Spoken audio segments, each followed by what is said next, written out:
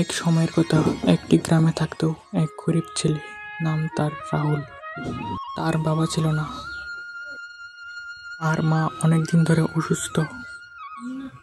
রাহুল প্রতিদিন জঙ্গলে কাঠ কেটে এনে বাজারে বিক্রি করত, আর সেই টাকায় কোনো মতে চলতো তাদের সংসার। একদিন রাহুল কাঠ খুঁজতে খুঁজতে জঙ্গলের অনেক গভীরে চলে যায়। হঠাৎ সে দেখতে পায় একটা বুড়ো মানুষ একটা গাছের নিচে বসে কাঁদছে। রাহুল সঙ্গে সঙ্গে বুড়োর কাছে দৌড়ে যায় এবং জিজ্ঞেস করে, ঠাকুরদা, আপনি কাঁদছেন কেন? বুড়ো মানুষটি দীর্ঘশ্বাস ফেলে বলল, আমার কাছে ছিল একটি জাদুর পাথর, যার গায়ে স্পর্শ করলেই তার ইচ্ছা পূরণ হয়। সেই পাথরটা আমি এই জঙ্গলে কোথাও হারিয়ে ফেলেছি। রাহুল দয়া ভরে বলে, আপনি চিন্তা করবেন না, আমি আপনার পাথরটা খুঁজে দেব। সেই কথা বলে সেই জঙ্গলের আরো গভীরে চলে যায়।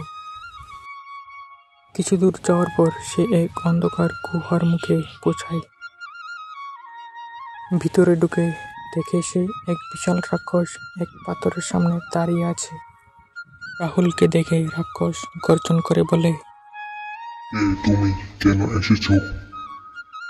রাহুল ভয়ে ভয়ে বলে, আমি সেই জাদুর পাথর খুঁজতে এসেছি, কিন্তু আমার কোনো খারাপ উদ্দেশ্য নেই। আমি শুধু আমার অসুস্থ মাকে ভালো করতে চাই। রাক্ষস একটু চুপ করে থেকে বলল, অনেকেই এই পাথরের লোভে এসেছে, কিন্তু তুমি কারো ক্ষতি না করে নিজের মায়ের জন্য এসেছো। তুমি সৎ, সাহসী। এই পাথর তুমি নিয়ে যেতে পারো। রাহুল কৃতজ্ঞতায় মাথা নিচু করে জাদুর পাথর নিয়ে বাড়ি ফিরে আসে। সেই মায়ের মাথায় পাথর ছুঁয়ে দেয়, আর অবাক কাণ্ড, মুহূর্তের মধ্যে মা পুরোপুরি সুস্থ হয়ে ওঠেন। রাহুল এরপর সেই পাথর নিয়ে বুড়ো লোকটির কাছে ফিরে যায় এবং বলে, এই নিন আপনার জাদুর পাথর, আমি পেয়েছি। বুড়ো লোকটি হেসে বলল, তুমি আমার পাথর ফিরিয়ে দিয়ে প্রমাণ করেছো তুমি সত্যি সৎ। তাই এই পাথর এখন থেকে তোমারই হোক। রাহুল সেই জাদুর পাথর দিয়ে গরিব ও অসহায় মানুষদের সাহায্য করতে লাগলো, কিন্তু কখনো নিজের স্বার্থে ব্যবহার করেনি। এই গল্প থেকে আমরা বুঝতে পারি যে সততা, সাহস এবং নিঃস্বার্থ ভালোবাসা সব থেকে বড় জাদু। প্রকৃত পুরস্কার তারাই পায় যাদের মন ভালো।